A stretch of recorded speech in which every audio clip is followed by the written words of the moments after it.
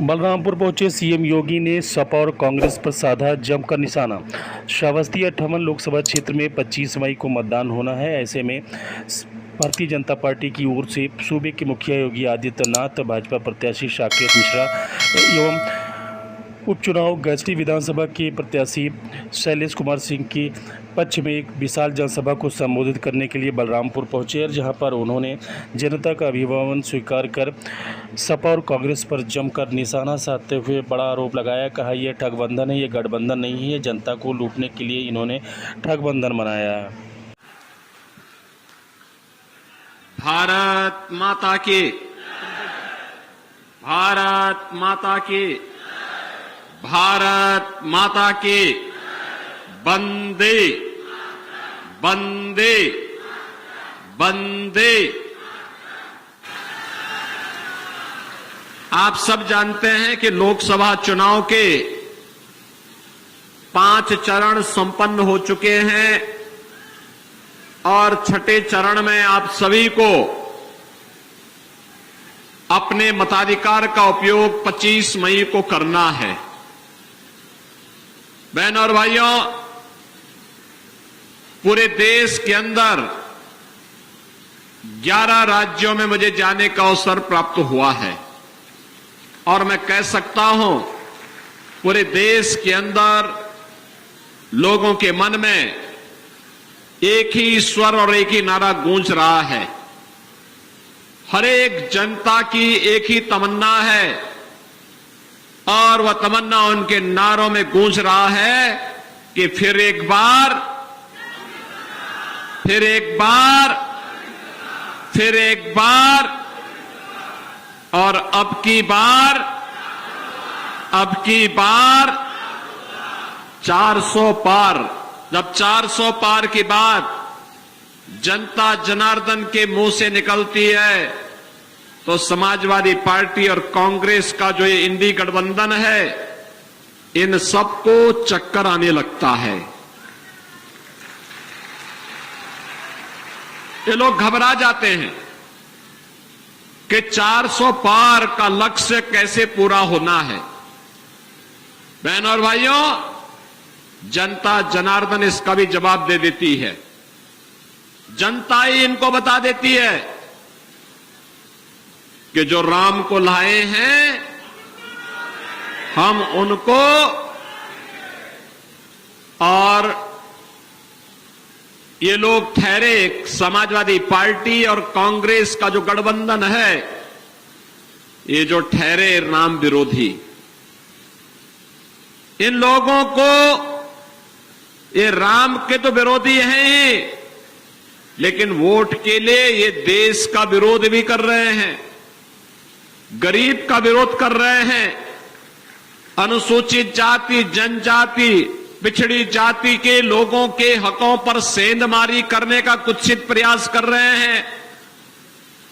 इनके द्वारा जो षड्यंत्र होने जा रहा है उसके प्रति आगाह करने के लिए आज मैं आपके बीच में यहां पर उपस्थित हुआ हूं।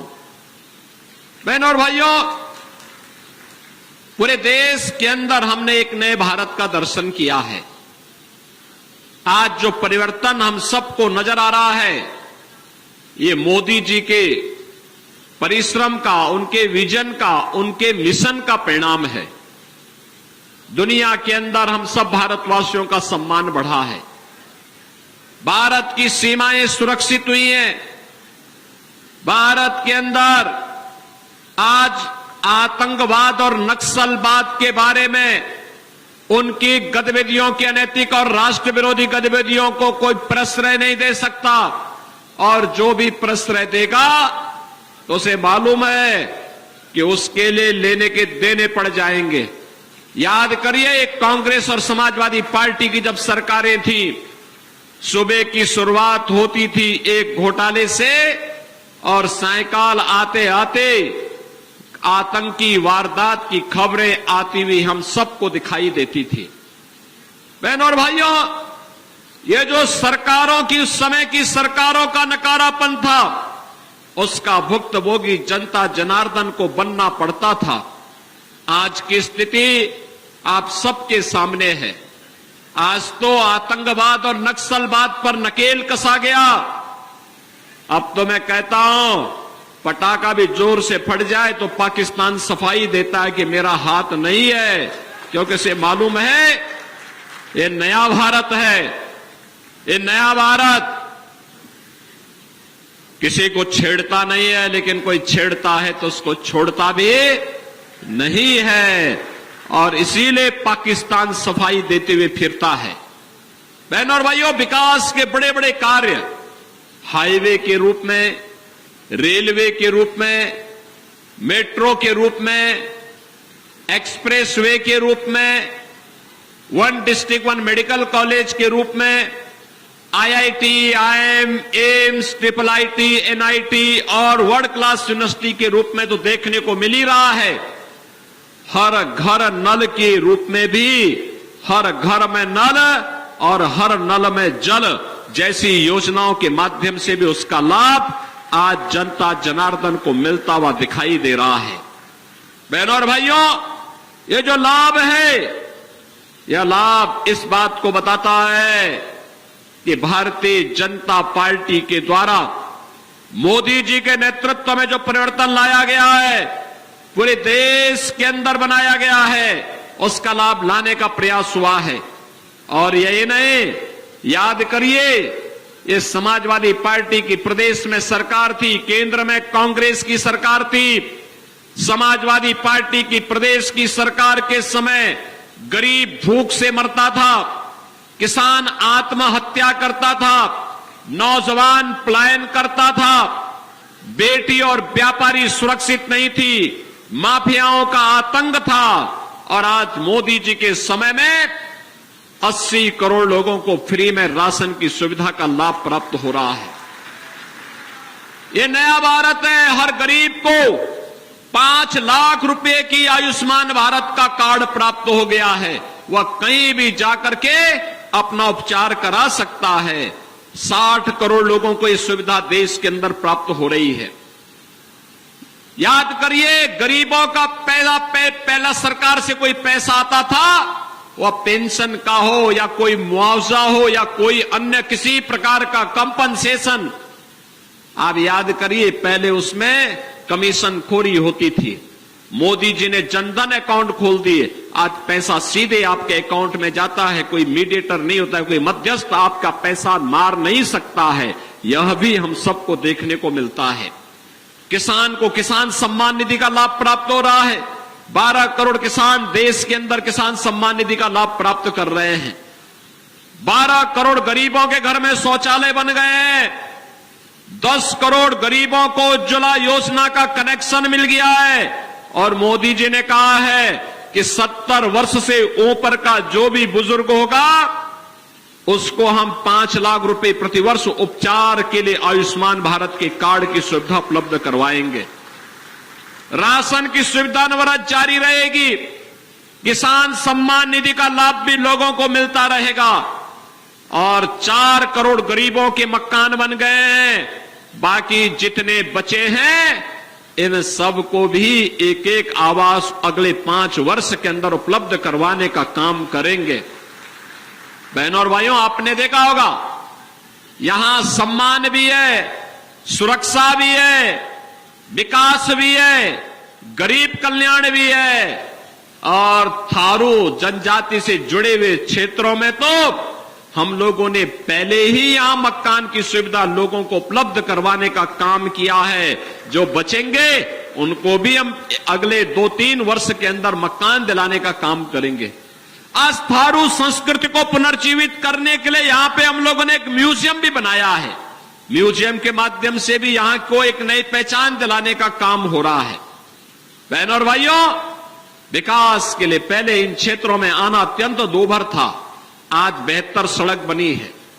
आज आने के लिए बिजली सड़क है तो बिजली भी है।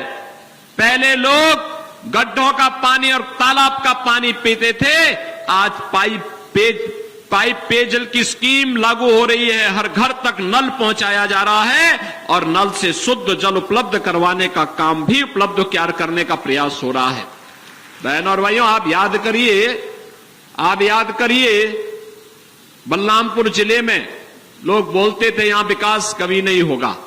मुझे कभी देवीपाटन मंदिर में आना होता था, मैं देख के ताज्जुब करता था कि अगर मैं गोरखपुर से चलता था तो भी मुझे 6 घंटे लगते थे, गोंडा से आता था तो गोंडा के रास्ते भी मुझे गोरखपुर से आना होता था तो भी बहनों और भाइयों मुझे 8 घंटे लगते थे, और अगर गोंडा में ट्रेन पे आ गया तब भी मुझे 4 घंटे देवीपाटन पहुंचने में लगते थे। आज के दिन पर मात्र 45 मिनट में मैं गोंडा से देवीपाटन मंदिर में आ जाता हूं। आज के दिन में गोरखपुर से मुझे मात्र 2.5 घंटे देवीपाटन मंदिर आने में लगते हैं। सड़कें अच्छी बन गई हैं। अब तो मां पाटेश्वरी के नाम पर बलरामपुर जिले में विश्वविद्यालय के निर्माण का कार्य भी आगे बढ़ चुका है।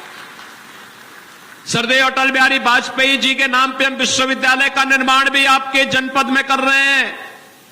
अब मेडिकल कॉलेज के साथ मेडिकल कॉलेज, विश्वविद्यालय, बड़े बड़े संस्थान आज आपके इस जिले में यहां की विकास को आगे बढ़ाने का काम कर रहे हैं। समाजवादी पार्टी की सरकार के समय देश के सबसे पिछड़े जनपदों में बलरामपुर माना जाता था। आज देश के अग्रणी जनपदों में बलरामपुर का नाम भी लिखा जा रहा है। बहनों और भाइयों, ये तो भारतीय जनता पार्टी की विकास की गाथा है, लेकिन साथ साथ ये समाजवादी पार्टी और कांग्रेस का गठबंधन देखो क्या कर रहे हैं। इनके द्वारा क्या क्या गुल खिलाए जा रहे हैं, इनके कारनामों को तो देखो। अभी इन्होंने कहा है, जब इनसे पूछा गया कि क्या आपकी जनता के लिए योजना है, तो इन्होंने कहा कि हम एक झटके में गरीबी हटाएंगे। कहा कैसे हटाएंगे? कहा जनता की संपत्ति का सर्वे कराएंगे, और सर्वे करा करके जो बाप दादों की कमाई की संपत्ति होगी उस पर विरासत टैक्स लगाएंगे। विरासत टैक्स का मतलब उसमें से आधी प्रॉपर्टी ये लोग ले लेंगे और लेकर के फिर घुसपैठियों को, बांग्लादेशी घुसपैठी, पाकिस्तानी घुसपैठी होगा और किसी और देश से कोई घुसपैठी मुसलमान आया होगा, उसको ये लोग बांटने का काम करेंगे। लेकिन चिंता की बात नहीं, भारतीय जनता पार्टी इनके मंसूबों को पूरा नहीं होने देगी। बहनों और भाइयों, ये समाजवादी पार्टी के लोगों को पता नहीं क्या हो गया, कांग्रेस के लोगों को पता नहीं क्या हो गया है। इनका ये विरासत टैक्स औरंगजेब का जजिया कर है। औरंगजेब का नाम आपने सुना होगा, मुगल काल का सबसे क्रूर बादशाह माना जाता है। अयोध्या में राम मंदिर इसने तोड़ा, काशी में काशी विश्वनाथ का मंदिर इसने क्षतिग्रस्त किया, मथुरा के मंदिर को क्षतिग्रस्त इसने किया, और लगातार देश के अंदर हिंदुओं को अपमानित करने का ये काम करता था। लेकिन इसने हिंदुओं के धर्मांतरण करने के लिए जजिया कर लगाया था, जजिया कर। और कांग्रेस समाजवादी पार्टी का ये विरासत टैक्स औरंगजेब का जजिया कर है, जजिया कर। और इसीलिए औरंगजेब, कोई मुसलमान भी अपने पुत्र का नाम औरंगजेब नहीं रखता, क्योंकि औरंगजेब ने सत्ता के लिए पहले अपने भाई की हत्या की और फिर अपने भाई की हत्या के बाद उसने फिर अपने बाप को जेल में बंद कर दिया। इसलिए कोई मुसलमान भी डर के मारे अपने पुत्र का नाम औरंगजेब नहीं रखता। लेकिन ये समाजवादी पार्टी और कांग्रेस की पार्टी में अब लगता है कि औरंगजेब की आत्मा घुस गई है, जो आप लोगों पर वह विरासत टैक्स लगाने का प्रयास कर रहा है। क्या ये विरासत टैक्स देंगे क्या आप सपा और कांग्रेस को? बहन और भाइयों, ये नहीं देना चाहिए, कतई नहीं, विरोध होना चाहिए, क्योंकि यह देश हमारा है। भारतीय जनता पार्टी मोदी जी के नेतृत्व में जनता जनार्दन की सेवा कर रही है। इसमें भेदभाव नहीं है, सबका साथ और सबके विकास के भाव के साथ कार्य हो रहा है। आपने देखा होगा जितनी योजनाएं मोदी जी के नेतृत्व में भारतीय जनता पार्टी सरकार ने दिया है, इसमें किसी के साथ भेदभाव हुआ है क्या? किसी प्रकार का भेदभाव हुआ है क्या? जब भेदभाव किसी के साथ नहीं है तो बहनों और भाइयों, फिर हमें भी इस बात को ध्यान में रखना होगा कि हम भी किसी के साथ कोई जो भेदभाव करने वाले दल थे, जो चेहरा देख करके करते थे। क्या कहा था डॉक्टर मनमोहन सिंह जी ने जब वो प्रधानमंत्री थे और समाजवादी पार्टी सपोर्ट कर रही थी उस सरकार को? उन्होंने कहा था कि देश के संसाधनों पर पहला अधिकार मुसलमानों का है। अरे हमारा गरीब कहां जाएगा, हमारा दलित कहां जाएगा, हमारा थारू कहां जाएगा, हमारा गौड़ कहां जाएगा, कुर्मी कहां जाएगा, यादव कहां जाएगा, अन्य जाति के लोग कहां जाएंगे? लेकिन इनको मुसलमानों की चिंता थी, इन गरीबों की चिंता नहीं थी। आज जब ये लोग सत्ता से बेदखल कर दिए गए हैं, अब छटपटाहट है इन लोगों में, और इस छटपटाहट का जवाब फिर आपके पास है। और जवाब आपके पास है। जिन लोगों ने आपको विकास के लिए तरसाया था, जिन लोगों ने पानी के लिए तरसाया था, जिन लोगों ने बलरामपुर को एक पिछड़ा जनपद बनाया था, अपने वोट से उनकी जमानत जब्त करने का काम आप करवाइए। करेंगे? करेंगे? 25 मई को चुनाव है और लोकसभा के लिए श्री साकेत मिश्रा भारतीय जनता पार्टी के प्रत्याशी के रूप में आपके बीच में है। बहनों और भाइयों, साकेत मिश्रा लोकसभा के लिए हैं और ये आपका शैलेश कुमार सिंह सैलू, ये आपके पूर्व विधायक हैं, उपचुनाव में फिर से आपके प्रत्याशी के रूप में आपके बीच में है। चुनाव जिता के भेजेंगे इन लोगों को, चुनाव जिता के भेजेंगे।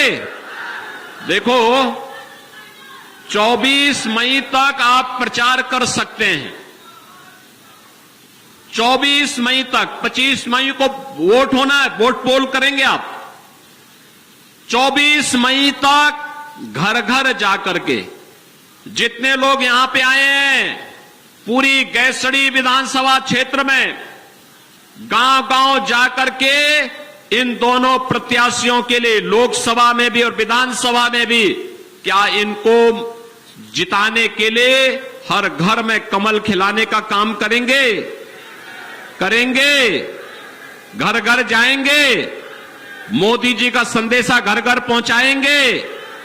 एक ही काम करना है, प्रतिदिन जितने लोग आएंगे, जितने लोग यहां हाथ खड़ा करेंगे, वे बात नोट करें पहले। मैं अपील करूंगा कि वे प्रतिदिन 5 घरों में जाएं, घर के हर वयस्क मतदाता के पास जाकर के उससे कहेंगे कि देश की सुरक्षा के लिए, देश के सम्मान के लिए, विकास के लिए, गरीब कल्याण के लिए और आत्मनिर्भर और विकसित भारत के लिए मोदी जी फिर से प्रधानमंत्री बनने चाहिए। बोलेंगे ना? और मोदी जी को प्रधानमंत्री बनाने के लिए साकेत मिश्रा जी जब यहां से सांसद बनेंगे तब यह संभव होगा। बोलेंगे? और विधानसभा में उत्तर प्रदेश में विकास योजनाओं को लाने के लिए शैलेश कुमार सिंह सैलू, ये तो आपके चिर परिचित चेहरे हैं, है ना? तो ये दोनों लोगों को विजयी बनाने का काम करेंगे, घर घर जाएंगे, विजयी बनाने का काम करेंगे। और दूसरा 25 मई को पहले जलपा, पहले मतदान, फिर और कोई काम। क्या करेंगे? पहले मतदान, पहले जलपान नहीं, पहले मतदान फिर जलपान, तब और काम। ठीक है? ये 5 दिन का समय आप देश के लिए दीजिए, कमल खिलाने के लिए दीजिए। आपको आत्मनिर्भर और विकसित भारत का निर्माण मोदी जी बना करके देंगे। सहमत हैं? सभी लोग सहमत हैं? जहां तक मेरी आवाज जा रही है, दोनों हाथ ला करके मेरे सामने बताओ। ये सड़क वाले लोग भी, बाहर भी जितने लोग खड़े हैं, वे सब लोग मुझे बताएं, क्या आप लोग करके दिखाएंगे? करके दिखाएंगे? तो मेरे साथ बोलेंगे, भारत माता की, भारत माता की, भारत माता की जय श्री राम, जय जय श्री राम, जय जय श्री राम।